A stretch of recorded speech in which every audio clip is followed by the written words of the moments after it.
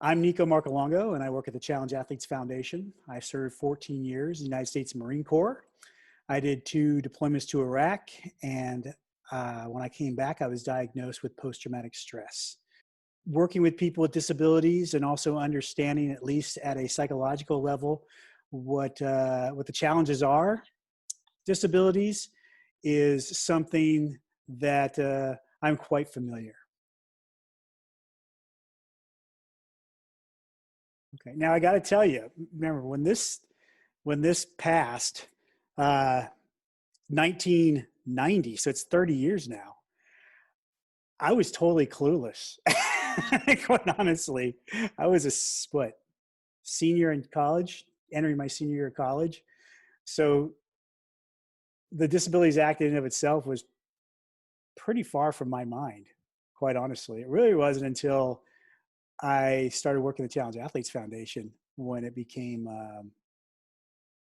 something that really struck a chord and that really began to understand.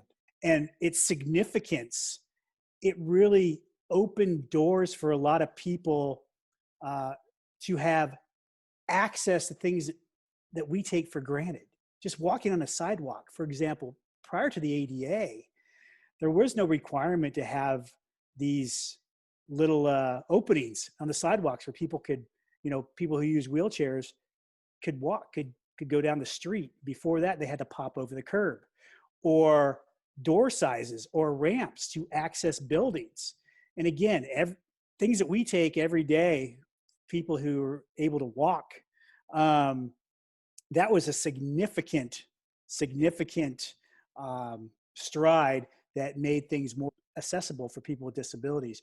When we talk about civil rights and human rights, people who've never had to face some of these types of challenges, whether they're blind or they're missing limbs or in wheelchairs, don't understand that, without access to things, it really blocks one's rights to take advantage of things that we take for granted, whether it's playing at a park or going to a administrative building to get some sort of support from the community or the government, things like that.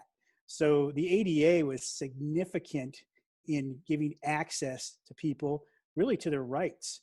Also, what the ADA facilitated was a growth in the nonprofit industry that helped people with physical disabilities.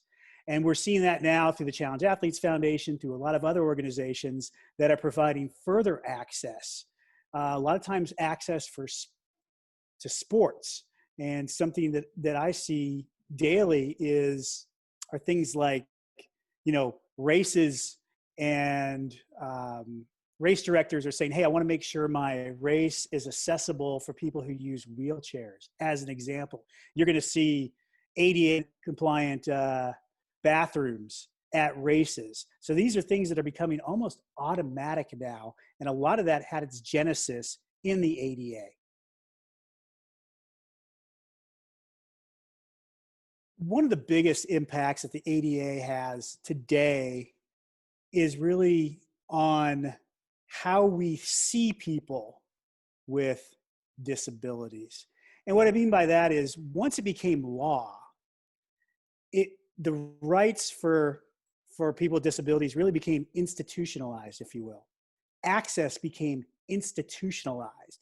And because it became institutionalized, it helped broaden people's perspective who didn't have disabilities with an awareness that, hey, prior to this, it must have been very difficult.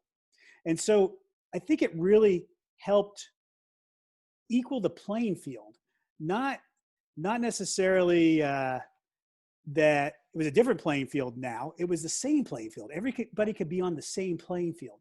So by expanding the rights for people with disabilities, expanding the access for them, it helped them become, in a lot of people's eyes, more equal citizens. And I think that's important, because when we deny people something, when we deny them access, whether we know it or not, because of their physical disabilities or other attributes, what we're basically saying is they're not equal citizens.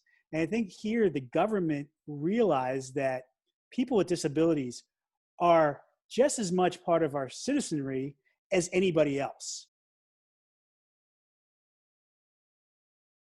You know, one thing that I would do to build upon the ADA is truly emphasize that we want the same playing field for our people with disabilities as we have for everybody else. For example, with the Challenge Athletes Foundation, one of our ethoses is really we want to integrate our athletes into races that everybody does, or into leagues that everybody plays in, or to encourage people who might be able-bodied to participate in a wheelchair sport with people who are in wheelchairs. And that really helps bring people together. So it's not a separate but equal. It's the same playing field. So what I'd like to see going forward are sports leagues that are integrated, not just challenge athletes, say, going and playing in an able-bodied league, but having able-bodied participants come and play in a wheelchair basketball league. If we do that at an early age, particularly in elementary schools, middle schools, and high schools, I think you're going to start seeing a better understanding of different ways of doing things, different ways of overcoming obstacles, and a growing appreciation for one another.